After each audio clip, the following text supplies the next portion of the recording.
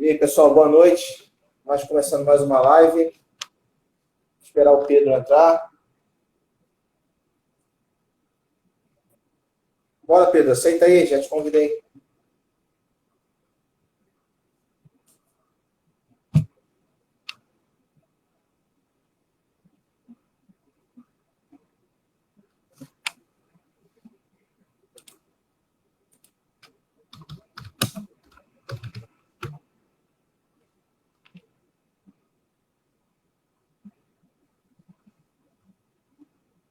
Convida de novo, tá? Espera aí. Bora, Pedro. Fala, Roberto Carlos. Fala aí. Boa noite, pessoal. Boa noite a todos. Boa noite, Pedro. Boa noite. Estamos aqui, mais uma vez, cumprindo uma missão, que é debater o Brasil, debater assuntos relativos ao interesse de todo mundo. Gostaria de agradecer primeiramente ao Pedro, que aceitou o meu convite. E o assunto de hoje é polêmico, hein, Pedro? Vai dar uma polêmica aí.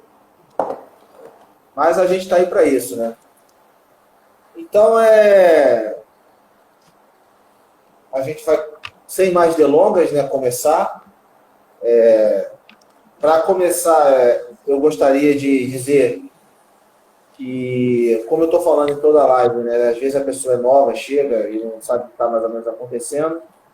Essa é uma iniciativa que eu tomei a partir de uma necessidade que eu vi, que as pessoas estão se interessando mais por política. Nos últimos 3 ou 4 anos, a população brasileira tem debatido mais isso na internet, porém, as pessoas não têm muita informação e ficam a cargo e ficam reféns de informações de WhatsApp, que muitas das vezes não são muito confiáveis, né? As pessoas ficam reféns de fake news. Então, eu tomei essa iniciativa convidando professores do Brasil inteiro, intelectuais, pesquisadores, para debater assuntos relativos ao dia a dia político da nossa sociedade, enfim, nossa sociedade em geral.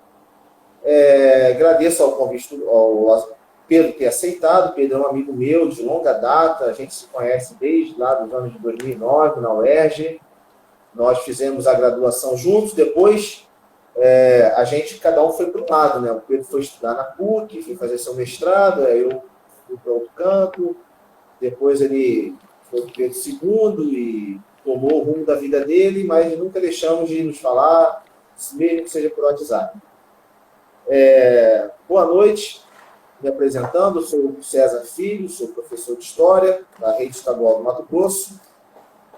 Sou doutorando em História pela Universidade Federal do Mato Grosso e eu converso hoje com Pedro Guimarães Pimentel, que é historiador formado pela UERJ, mestre em História pela PUC do Rio de Janeiro e doutor em Políticas Públicas pela UERJ, além de ser professor do Colégio Pedro II. Se eu estou errado, você me corrige, tá, meu amigo? Então é isso aí, galera. Vamos lá. A live de hoje é muito polêmica. O tema da live de hoje é socialismo versus neoliberalismo. Eu acho que é um tema... Vocês estão me escutando bem? Tá, eu tô. Tá tudo bem? Tá tô. Eu acho que é um tema muito relevante hoje. Hoje não se fala de outra coisa. Hoje, Pedro, não sei se você concorda comigo, as pessoas confundem muito o que seria socialismo, as pessoas confundem comunismo com um monte de governo que a gente tem aí, as pessoas confundem democracia com ditadura, ditadura com democracia, e a gente está aqui para resolver isso aí, essa equação, né? A gente está aqui para... não sei se você vai concordar comigo, hoje em dia tem a internet, né, vulgarizou muito o papel do professor. O professor está muito desprestigiado na sociedade, no sentido de que a opinião, muitas das vezes, do professor não é validada, né? O cara que se dedicou a vida inteira a estudar um assunto, muitas das vezes opinião confunde-se com verdade. Sim. Mas a minha opinião, a sua opinião Opinião é opinião. Opinião do mesa de bar, né, cara? A gente está aqui para discutir coisas sérias. Então, cara, eu gostaria de, nessa primeira parte da nossa live, eu gostaria de, se você... Ó, a gente poderia começar com a diferença entre comunismo e socialismo. Sim, a gente vai começar lá no século XIX, tá? Eu vou dar a palavra ao Pedro. Pedro, ninguém melhor do que o Pedro para fazer essa explanação para a gente. Ele é um dos caras mais geniais e inteligentes que eu conheço. A gente vai começar lá no século XIX, ou século XVIII, né, que a gente vai começar com o liberalismo. Da onde vem o neoliberalismo? Porque o neoliberalismo do século XX, ele é filho de um liberalismo do século XVIII. Então a gente não tem como falar de neoliberalismo se a gente não falar pelo menos um pouco do que foi o liberalismo. A gente passa para o século XIX depois, fala do socialismo, que surgiu em contraposição ao liberalismo. Aí depois a gente chega no século XX, eu já tenho algumas perguntas aqui para te fazer. Então eu passo a palavra para o meu amigo Pedro. Vamos lá, Pedro.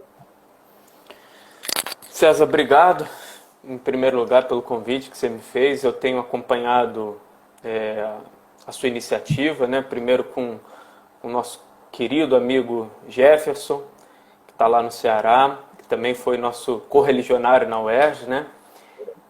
Eu assisti com bastante carinho, foi um debate muito interessante. Depois com o Jonathan também, que foi nosso colega lá na UERJ.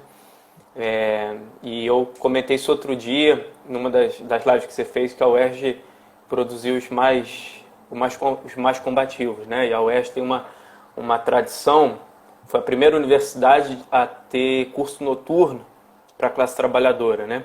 As universidades brasileiras, elas tinham uma pegada que os cursos eram de manhã ou de tarde e que só quem podia assistir é quem não precisava trabalhar. Era quem cursava as universidades. E a UERJ produziu, então, as primeiras turmas de curso noturno já no final da década de 80, né? E que mudou o perfil da intelectualidade que se forma através da academia, né? Então, todos nós somos colegas, somos egressos dessa universidade, uma das universidades mais populares. Depois ela veio a ser a universidade que criou, que foi pioneira na política de cotas sociais, cotas raciais, que a gente defende com unhas e dentes todas essas políticas afirmativas, essas ações afirmativas, né, que são uma pedra no caminho da manutenção da desigualdade social, né? Faltam muitas coisas, mas as cotas é um avanço nisso. Agradeço mais uma vez o convite, né? César é um amigo muito, muito querido. A gente já se divertiu muito, já brincou muito, mas também já falou muito sério, e hoje é mais uma oportunidade da gente falar sério, né? Eu acho que esse é um tema muito interessante para a escolha das nossas vidas, né? E como você colocou, eu gostaria de começar falando realmente pelo tentar descobrir o que veio primeiro, o ovo ou a galinha, né?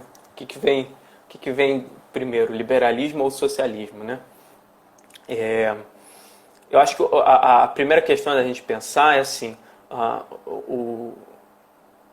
há uma diferença importante de a gente pensar nessas duas palavras, né? O neoliberalismo é um novo liberalismo, né? E ele é datado. Ele é novo porque tinha um liberalismo antigo, e é isso que a gente vai comentar. Agora, o socialismo, ele é uma etapa de transição histórica dentro de uma organização social, coisa que o liberalismo não é, né? Por que eu estou falando isso? Porque o liberalismo é uma expressão política, né? Político-econômica, é uma expressão científica e, entre aspas, mais política do que científica, de uma organização social. E essa organização social é o capitalismo, né? Então, se a gente fosse precisar com maior exatidão a oposição que a gente deveria construir, não é necessariamente entre o neoliberalismo e o socialismo, mas sim entre o capitalismo, né, e o socialismo. Por que isso? Porque a sociedade burguesa do século XVIII, seus intelectuais, quando pensaram no liberalismo, e eu já vou tentar caracterizar o que era, elas imaginaram que a sociedade em que elas estavam apresentando como uma sociedade transformadora, era o último estágio da evolução humana, né? Então, uma sociedade livre das formas nobres, aí eu estou me referindo à nobreza, à aristocracia feudal, isso falando ainda de Europa, né? Uma sociedade livre das formas antigas, aristocratas, de definir as distinções sociais. Uma sociedade em que todos poderiam competir livremente, em que era cada um por si, e se houvesse Deus, Deus por todos. Isso era o que a sociedade burguesa imaginava estar construindo no século XVIII, né? E aí aparece o liberalismo como uma expressão da política econômica do que deveria ser feito. Ou seja, cada um deveria produzir, né, conforme e negociar conforme sua própria expectativa de lucro, né? Em tese, o Estado, um Estado feudal ainda, né? Não esse Estado que a gente vai discutir daqui a pouco, mas um Estado feudal, o Estado dominado pela aristocracia da terra, ele não deveria interferir no mercado. O que isso significa naquele momento, né? Significa que o lucro, por exemplo, e o empréstimo a juros, chamada usura, o que os bancos fazem hoje, era um pecado. Era proibido pela Igreja Católica lá do século XV, XIV, XIII, né? Se a gente quiser voltar um pouco, né? E as ideias liberais, então, vão aparecer como uma tentativa de desamarrar todas essas culpas, todos esses percalços que haviam à livre iniciativa, né?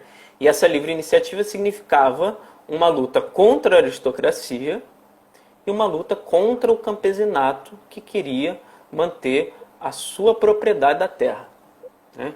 Então vem o liberalismo dizer que a propriedade da terra significa daquele que tinha mais dinheiro para comprá-la e não daquele que tinha uma história de moradia e de produção com a sua própria terra, né? É interessante a gente perceber que o liberalismo ele surge como um atentado à propriedade histórica. Ele não surge apenas como uma defesa da livre iniciativa e da propriedade privada, mas ele surge como um atentado à propriedade camponesa. Isso é o liberalismo do século XVIII, né? E o que esse liberalismo produz na transição do 17 para o 18 até a gente chegar no 19? Produz uma miserabilidade imensa na Europa, né? Significa expropriar os camponeses, ou seja, retirar a sua propriedade, roubar as suas propriedades, que eram as terras comunais, né, de preferência, além das terras comunais, as terras próprias dos camponeses, porque, vejam vocês, se a gente pensar no feudalismo clássico, a classe camponesa trabalhava menos do que trabalha hoje. Trabalhava 4, 5 horas por dia.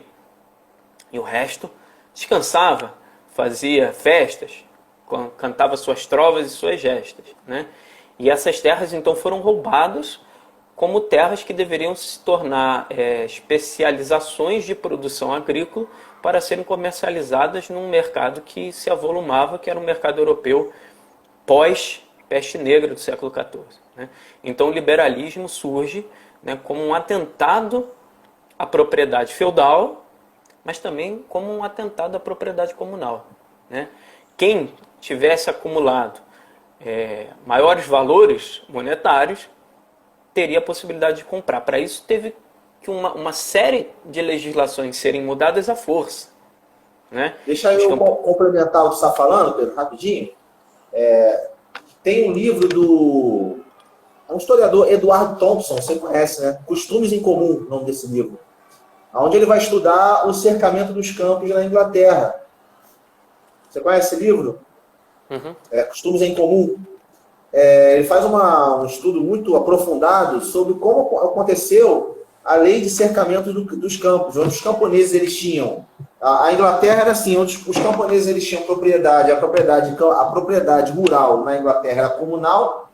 De uma hora para outra, o Estado inglês cerca os campos, ou seja, torna aquilo propriedade privada. Quem não tinha dinheiro para comprar uma propriedade, o camponês geralmente ele não tinha dinheiro para comprar propriedade, aquela terra que era comunal passa a ser uma coisa privada. Então, o que acontece? Muitos camponeses vão para a cidade, isso aí no âmbito mais geral da Revolução Industrial. Muitos camponeses vão para a cidade e viram mão de obra barata. Então, o cercamento dos campos na Inglaterra, no século XVIII, ela serviu, esse cercamento dos campos, para liberar aquela mão de obra que estava no campo para a cidade, para servir como mão de obra barata. E aí a gente já vai chegar lá. Só porque eu lembrei desse livro. Mas desculpa aí ter te interrompido. Nada, que isso, sem dúvida. Então, esse processo histórico ganha uma expressão econômica no liberalismo, né? Então, é uma expressão científica e econômica, e sobretudo política, na ideia do liberalismo, né? Que vai ter uma expressão francesa já do século XVIII, laissez-faire, laissez-passer, deixe estar, deixe acontecer, deixe fazer, né? Em que supõe, né? E aí é importante frisar isso, supõe a não intervenção do Estado organizado, né? Bom, o liberalismo, ele então, como expressão política e econômica de uma classe, a classe burguesa que estava se tornando hegemônica nesse momento, ele finalmente ascende ao comando do Estado na Inglaterra no século XVIII. Em outros países vai ser um pouco mais lá na frente, né? Ele vai superar o chamado mercantilismo. Eu gosto de trabalhar com esse termo, do mercantilismo em oposição ao liberalismo, né? Em que a liberalização da economia na Inglaterra ela é da virada do 18 para o 19, não é anterior a isso, né? Porque os liberais vão propor o rompimento dos monopólios das companhias das Índias Ocidentais e das Índias Orientais, né?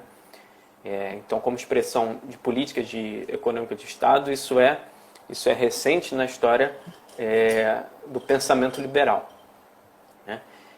Só que essa classe trabalhadora que ela é expulsa do campo, essa classe camponesa, em que ela se torna a classe operária, ou mais do que isso, ela se torna o que o Marx vai chamar de lumpenproletariado, ou seja, aquele cara que não tem trabalho porque perdeu suas terras no campo, então não produz aquilo que come, e também não encontrou nenhuma produção nas cidades, né? Que também romperam seus monopólios das guildas e dos acordos comerciais, dos acordos de trabalho artesanal com as manufaturas. Esse cara que não encontra trabalho nem de um lado nem do outro, ele vai ser o que o Marx vai chamar naquele momento de lumpen, né?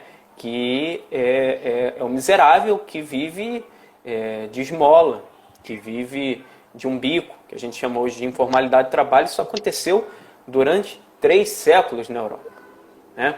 Isso que a gente... É bom a gente frisar... Uma das nossas mazelas hoje. É bom a gente frisar que o liberalismo... A gente está falando primeiro do liberalismo, para depois falar do neoliberalismo, só para situar o pessoal que chegou agora, e a gente está no século XVIII. A condição de trabalho de um trabalhador no século XVIII era extremamente miserável. O cara trabalhava 16 horas por dia numa fábrica em Londres, em Birmingham, na Inglaterra, ou sei lá onde, Liverpool, na Inglaterra.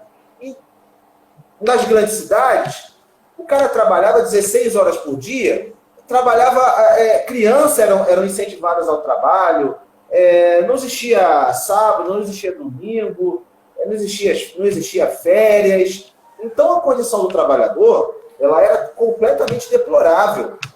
Então, o liberalismo econômico é uma ideologia que pregava, né? Pregava, no certo jeito, a não intervenção do Estado na economia, uma liberdade econômica, só que isso vai produzir, nos países onde isso aconteceu, sobretudo na Inglaterra, uma miserabilidade da população enorme.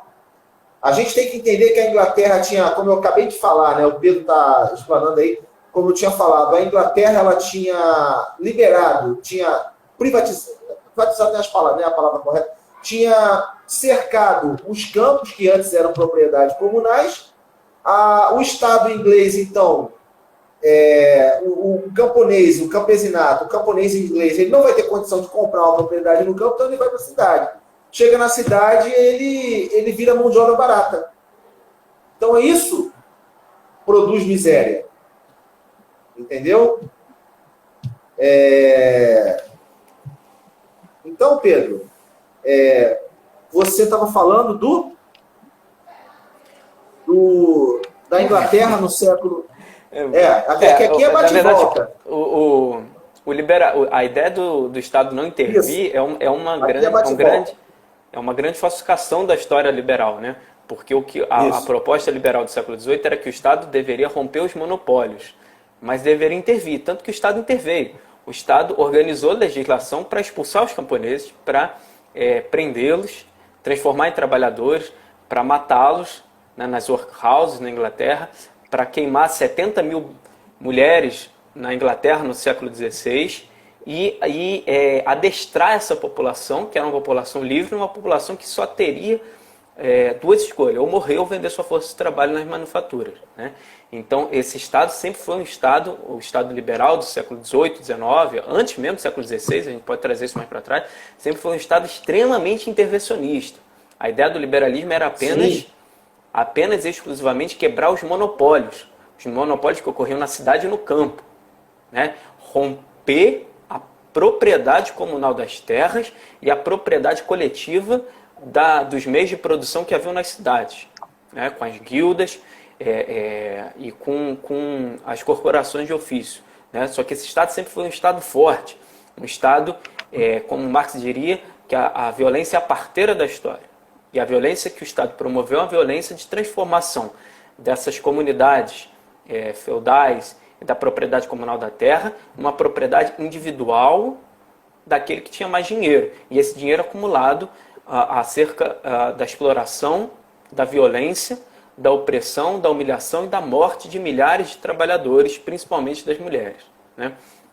Então, a gente chega no século XIX com a tradição de luta do campesinato, né, anteriormente feudal, e a tradição de luta também desses trabalhadores que perderam seus monopólios nas corporações de ofício, ela vai ter uma expressão no chamado socialismo utópico.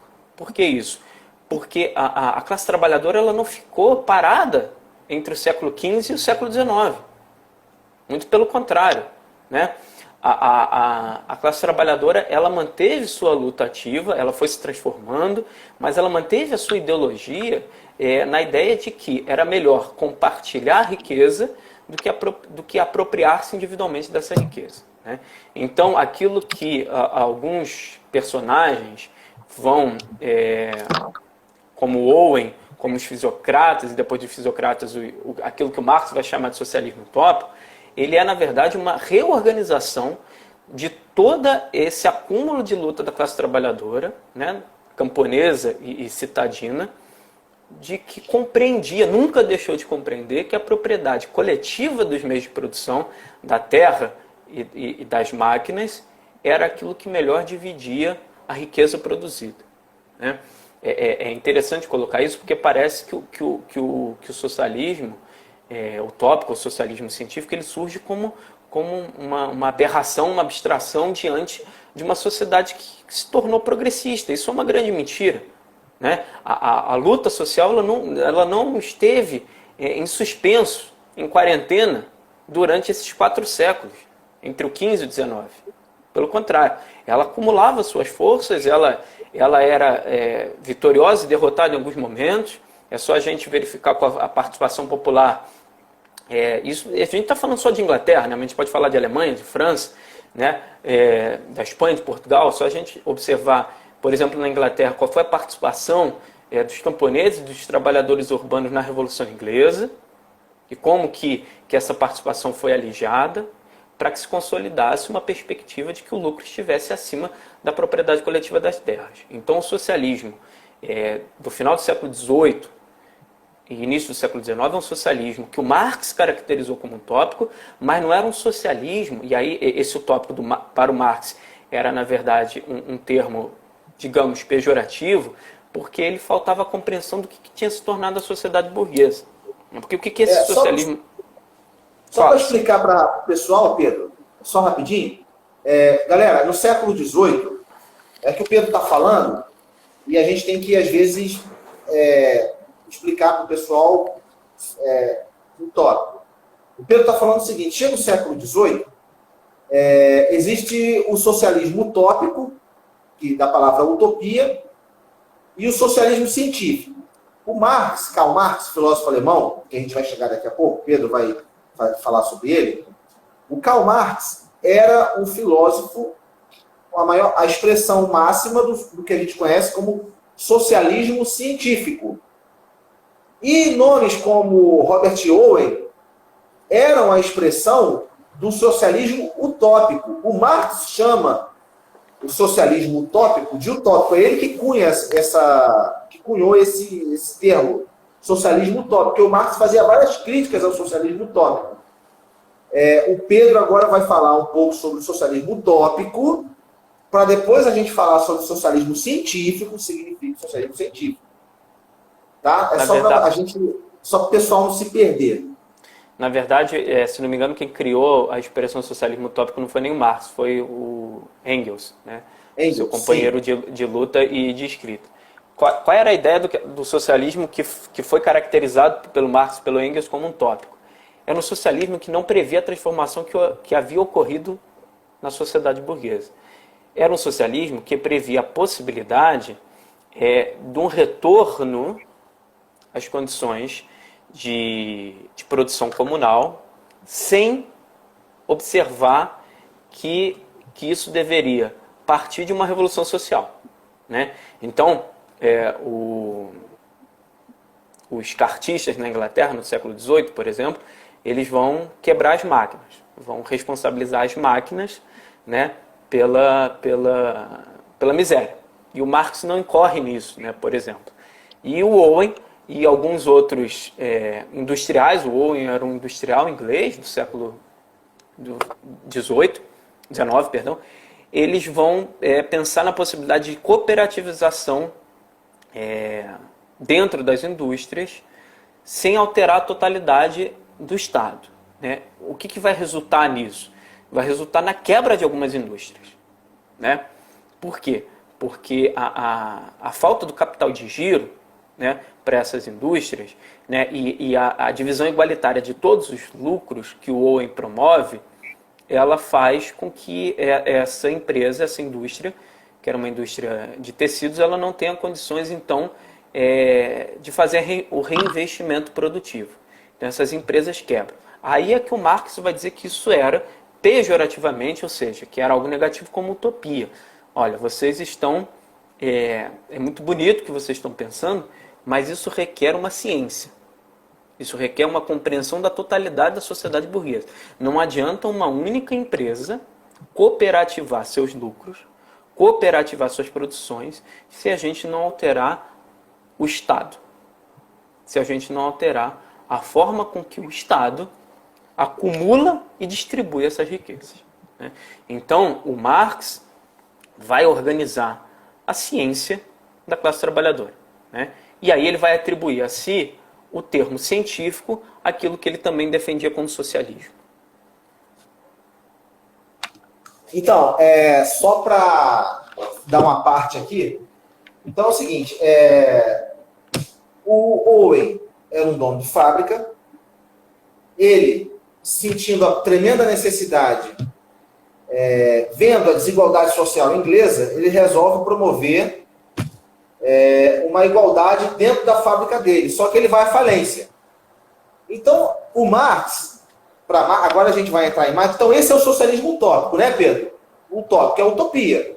Porque sem a mudança estrutural da sociedade, não adianta fazer divisão, porque isso não vai funcionar. Então seria uma utopia. É um socialismo que não funciona, não tem rigor científico, não tem estudo científico. O Karl Marx, ele é o primeiro filósofo, ele é o primeiro pensador a estudar o capitalismo. Ele faz um grande estudo sobre o capitalismo, que vai resultar na obra principal do Marx, chamada O Capital, que, se não me falha a memória, é de 1848, Pedro, me corrija se eu estiver errado. O Capital. Depois.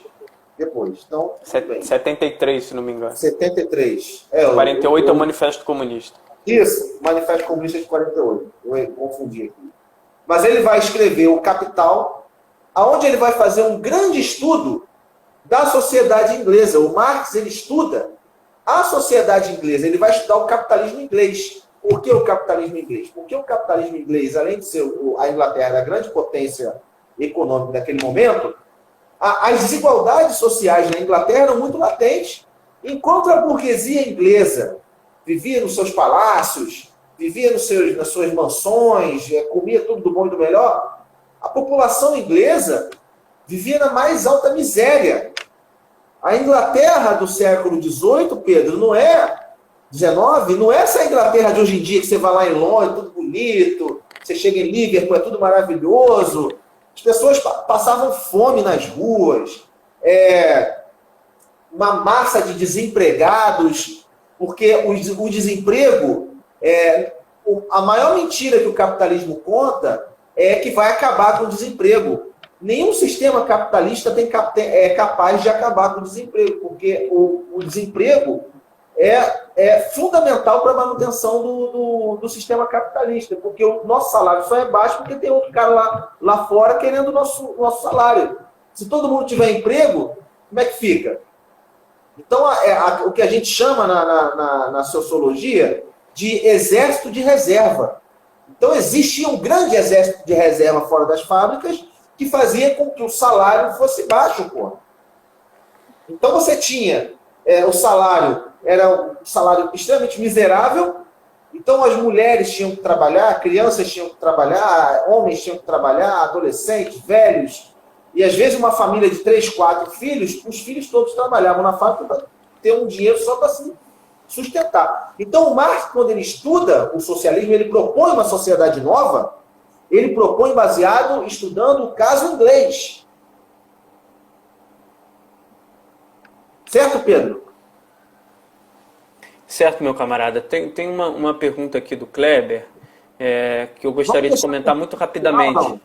Não, muito rapidamente, é só para a gente não perder. A Lorena até respondeu a ele, né, sobre se o camponês tornava o dono da terra. Né? Na verdade, o camponês não era o dono da terra. A sociedade feudal era uma sociedade em que havia um desequilíbrio social, mas havia um determinado acordo. Né?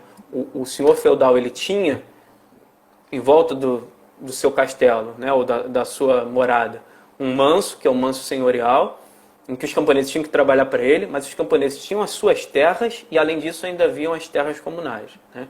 O que a liberalização da economia faz, a partir do século XV, é o rompimento dessas propriedades comunais e das propriedades camponesas e o avanço da propriedade senhorial para tudo aquilo que era camponês e comunal, ou a compra burguesa dessas propriedades. Né? Então, se era ruim no feudalismo, se torna muito pior no capitalismo para esse camponês. O que o Marx coloca no século XVIII no século XIX, é que, assim, que é preciso compreender que a burguesia venceu. Né? E a burguesia venceu de forma desigual, se a gente pensar Inglaterra, França e Alemanha, mas ela é vitoriosa. Então há necessidade de derrotar a burguesia, mas de compreender a totalidade do Estado burguês. Esse Estado burguês não é um Estado burguês puro, é um Estado burguês que ainda guarda resquícios do Estado feudal, do Estado aristocrata. Ou seja, a propriedade da terra está meio que garantida, os títulos nobiliárquicos estão garantidos, mas a propriedade individual burguesa também está garantida. Né? Então, para o Marx, havia necessidade de ir à raiz dos problemas. Havia necessidade de ser radical. Né? O Marx vai formular nas suas 11 teses contra o Feuerbach, que é um autor alemão também, do chamado materialismo vulgar. Esses nomes todos são Marx que coloca. Né? O Marx fala assim, olha, eu estou fazendo materialismo histórico dialético, e o que o Feuerbach faz é o materialismo, sim, mas é o materialismo vulgar que descamba no idealismo. Né? E o que era idealismo? A ideia de que as ideias, basta deixar as ideias se organizarem livremente que a sociedade mudará. Isso de uma forma bem superficial. Então ele vai dizer assim, não nos basta apenas compreender o mundo. Isso aí os filósofos estão fazendo há 2.500 anos. É preciso, após compreendê-lo, transformá-lo. Então a ciência que o Marx propõe, né, e que ele atribui a si ao socialismo, ou seja, um socialismo científico, é uma ciência que compreende a realidade, mas que aponta o caminho da sua transformação.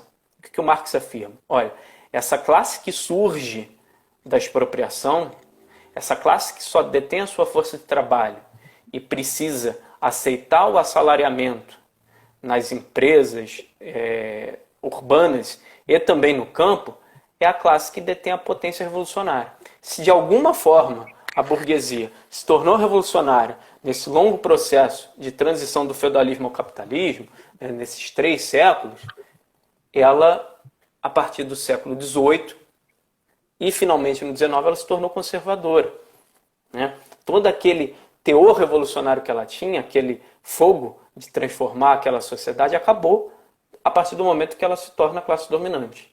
Então, a classe que ela gera, a classe trabalhadora, é agora aquela que detém o potencial transformador, o potencial revolucionário. Pedro, eu gostaria de propor também a você que depois da live, se você puder colocar, que nem eu fiz com o Jonathan, nos seus stories, os livros que você de referência. A gente for citando aqui os livros, você coloca lá na sua referência. Eu vou botar nos meus stories os livros de referência. Por exemplo, Costumes em Comum, do Thompson, já vou colocar nos stories. O problema é que eu tô sem nenhum livro aqui, César. Eu posso até procurar. Tá, me manda o nome internet. dos livros, então, que eu vou tentar pegar na internet. Não, já posso falar agora. O livro fundamental para compreender a história do liberalismo é do filósofo italiano Domenico Losurdo, chamado A Contra-História do Liberalismo. Esse é da onde eu estou partindo.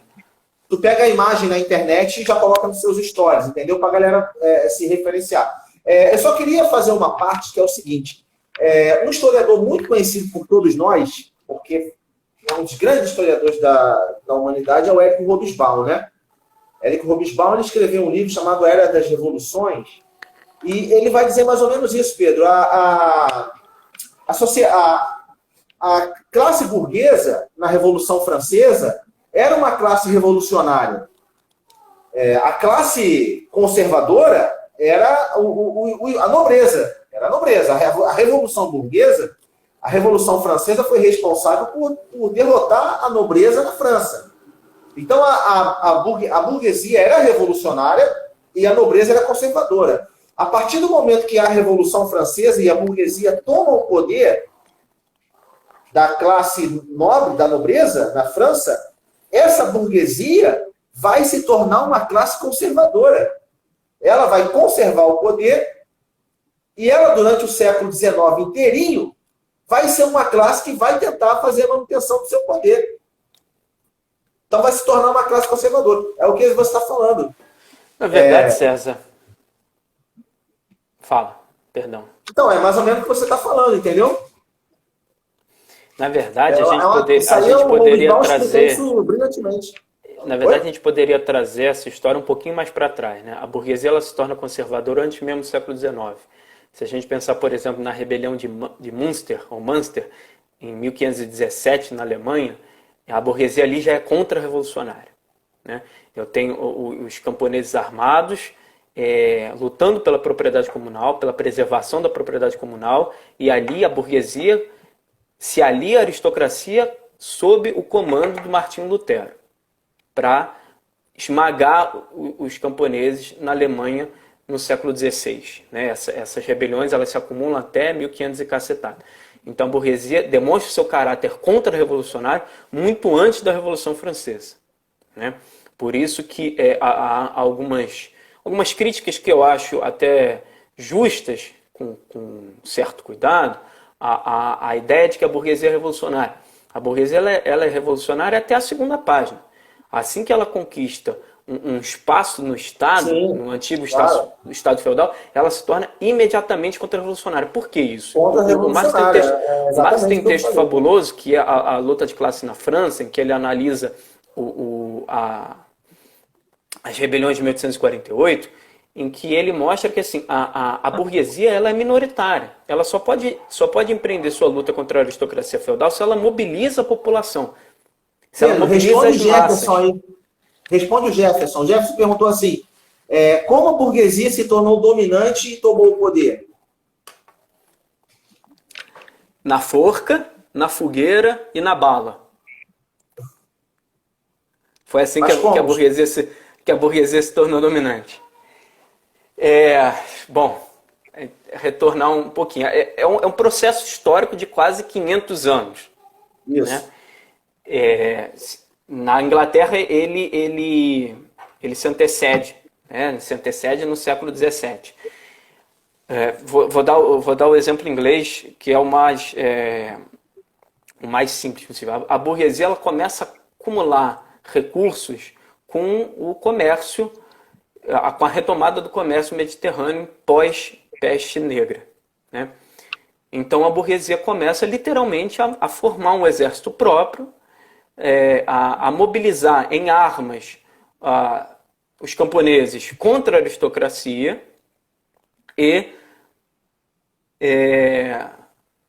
porque ela tem valores para sustentar isso. Né? Então a burguesia toma o poder, ela se complementa ao antigo Estado feudal na violência, numa violência revolucionária. Né? E a Revolução Inglesa é o caso clássico que vai ser estudado pelo Hobsbawm ou pelo Perry Anderson. Né? E em outros países isso acontece tardiamente. Na Alemanha, por exemplo, vai acontecer só no final do século XIX com Bismarck, enfim.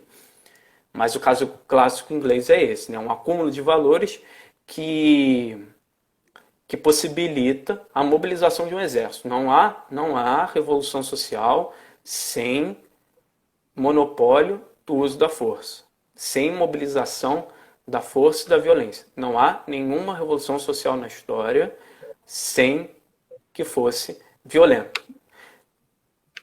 Nem a socialista. E a gente vai chegar a isso daqui a pouco. Só para a gente também não ficar preso no século XVI. Agora eu queria que a gente explicasse, porque para a gente caminhar um pouco, senão a gente vai ficar muito preso. Eu queria que a gente explicasse o que é o socialismo científico, o marxismo. Eu vou introduzir, depois você continua. Karl Marx, ele imagina, ele vai beber muito na fonte, pessoal, o Marx ele bebe muito na fonte do evolucionismo, né, do pensamento darwinista do século XIX. Marx imagina a sociedade como uma evolução. Então, para Karl Marx, toda sociedade ela evolui, certo? Isso aí é porque o pensamento darwinista, o pensamento de Darwin foi muito profundamente, ele influenciou muita gente no século XIX. Então, assim, para Marx, toda sociedade, o motor de toda sociedade é a luta de classes. Então, no pensamento marxista, toda sociedade, seja ela qual for, existem classes sociais que são antagônicas. Na sociedade burguesa, por exemplo, é a burguesia e o proletariado. Na sociedade feudal, é o senhor feudal e o servo. Enfim, toda sociedade humana existe a tal luta de classes. A luta de classes, ela é o motor para as revoluções sociais. Porque uma classe, os interesses de uma classe são antagônicos ao interesse da outra classe. Então, Marx, quando ele observa isso, e ele vai propor o socialismo científico, ele observando a Inglaterra no século XIX, ele vai perceber que os interesses dos trabalhadores ingleses eram totalmente contrários aos interesses dos grandes donos de fábricas. Os donos das fábricas, o interesse deles era manter o salário baixo, era lucrar o máximo possível e explorar o máximo possível aquela gente. Só que o interesse dos trabalhadores era o contrário. O interesse dos trabalhadores, obviamente, era ter melhores condições de vida. Então, o Marx é importante, já o Pedro já vai passar a palavra, o Marx é importante porque ele vai formular uma teoria, que é a teoria revolucionária do marxismo, uma teoria que vai propor, cientificamente, uma revolução. E aí eu entro na questão do evolucionismo, porque para Marx as sociedades evoluem e o capitalismo é uma etapa até chegar ao comunismo. É uma evolução. O capitalismo, portanto, a sociedade evolui do feudalismo para o mercantilismo, depois para o liberalismo, capitalismo, até chegar ao último estágio, que é o comunismo. Então, para Marx, as revoluções são completamente naturais e têm que ser incentivadas. Agora, como que o Marx vai desenvolver essa teoria, que é uma teoria extremamente complexa, eu vou passar a palavra para o Pedro, que ele vai explicar rapidamente, para a gente já entrar no século XX e já entrar no conceito de neoliberalismo. Certo, tu botou uma batata pegando fogo aqui agora, que é a relação entre o evolucionismo e o marxismo, né? E eu vou sair pela tangente dessa batata pegando fogo, porque se a gente pensar nas sociedades indígenas brasileiras hoje, alguém diria que elas precisam evoluir ainda? Não precisa. A forma como elas se organizam, né, é uma forma suficiente para a reprodução da vida social deles, né? Então, assim, o que o Marx observa é que na Europa, né, exclusivamente na Europa, há transições sociais. Marx parte do feudalismo para entender como, nas contradições inerentes do surgimento de uma classe contestadora, que é a burguesia, a estrutura feudal, uma classe que era de comerciantes, que já existia no feudalismo, se desprende dos monopólios feudais, contesta esses monopólios, contesta as leis feudais e transforma aquela sociedade em uma outra sociedade que também, das suas contradições internas, ela vai contestar e transformar e levar a transição ao socialismo. Só que o evolucionismo do Marx é um evolucionismo muito cuidadoso, porque o evolucionismo do Darwin é um evolucionismo daqueles mais bem adaptados, né? Então, um animal que se adaptou, imagina uma migração de mamute de uma área gélida para uma área tórrida. Vai sobreviver um casal, dois casais. E esses casais vão sobreviver porque eles têm uma certa... a sua condição biológica, ela combina, ela concatena com aquele novo clima que ele está habitando. Então, aquele casal que sobreviveu dentro de uma grande manada, ele vai dar uma origem a uma nova espécie. O Marx não pensa nisso. O Marx pensa que somente a organização política, social e revolucionária da classe trabalhadora que pode levar a um novo estágio da evolução humana. Então não é um processo natural, é um processo político, é um processo humano, né? E aí o Marx, sim, imagina dois estágios futuros dentro do capitalismo. O socialismo, que é uma etapa de transição, e o comunismo. O socialismo, de uma maneira muito superficial, é a opressão que a classe trabalhadora promoverá contra a burguesia. E o comunismo é o fim das classes, né? Agora, eu gosto muito de um autor brasileiro chamado Darcy Ribeiro, em que ele coloca um dedinho nessa ferida e ele fala o seguinte: o motor da história não é a luta de classes, são as revoluções tecnológicas, né? E a luta de classes, então, é a forma político-social, em que as classes disputam o monopólio das revoluções tecnológicas que fazem as sociedades se transformarem. Se é para a gente discutir evolucionismo, eu gosto muito mais da proposta que o Darcy Ribeiro coloca no processo civilizatório, né? Mas, enfim, onde é que a gente parou? A gente parou no... Você vai explicar agora o que é os princípios básicos, não precisa se aprofundar muito. Do socialismo científico. Os princípios básicos do socialismo científico, o que seria a luta de classes, que eu já dei uma pincelada. Não, e o conceito de mais-valia, para a gente já fechar e já entrar no século XX. Tá bem. respirar fundo nessa. Não é pouca coisa, né? A gente, o conceito E o de desafio é mais falar isso valor. rápido. Falar isso rápido. Bom, é, o que o Marx percebe de uma forma investigativa, né, embebido na ciência do século XVII, XVIII e XIX, é que quem produz a riqueza é a classe trabalhadora e a burguesia se apropria dessa riqueza, né? Ou seja, o salário que o trabalhador recebe é comparativamente muito menor daquilo que ele produz enquanto riqueza. E o proprietário dos meios de produção se apropria indevidamente dessa riqueza, né? O Gabriel tá me ajudando aí, vai dizer que eu vou responder isso em 3 horas. Como é que isso Não, ele vai responder acontece? rápido. Como é que isso acontece?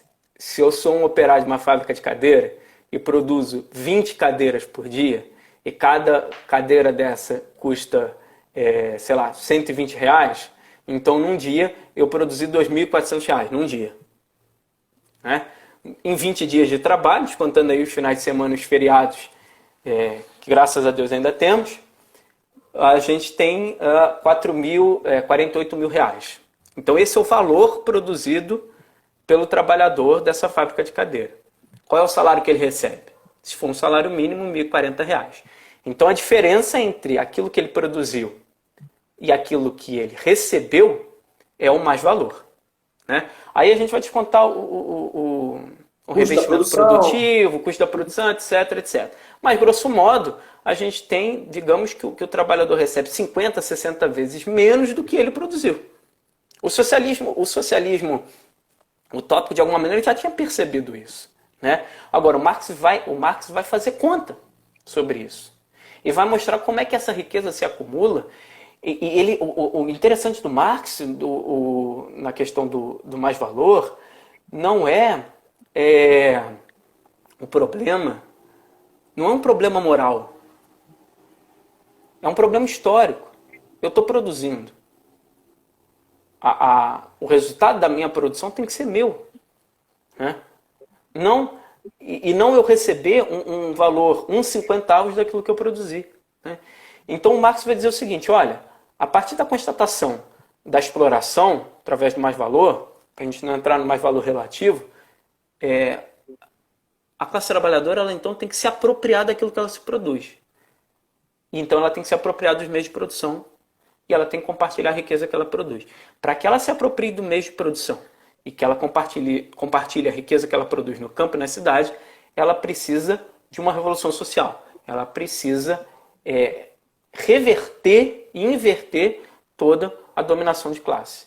E aí sim, a classe trabalhadora então se torna dominante e encosta a burguesia na parede, porque ela vai expropriar a burguesia em prol da distribuição da riqueza. O problema não está na produção. Eu acho que isso é muito interessante para a gente já dar o salto para a questão do socialista de iPhone. O problema não está na produção. O Marx divide em 4 etapas. Tem aqui também. Produção, circulação, distribuição, produção, circulação, realização e distribuição. O problema não está nessas 3 primeiras etapas. Está, na verdade, na combinação entre a circulação e a distribuição. A produção nos países socialistas, ela aumentou se comparado relativamente com as produções capitalistas. Todas as experiências socialistas tiveram um boom produtivo, um boom de desenvolvimento social, tecnológico, econômico, muito maior do que o que a Inglaterra conseguiu. A União Soviética, em 20 anos, com a nova política econômica do Lenin, faz o que a Inglaterra levou 200 anos.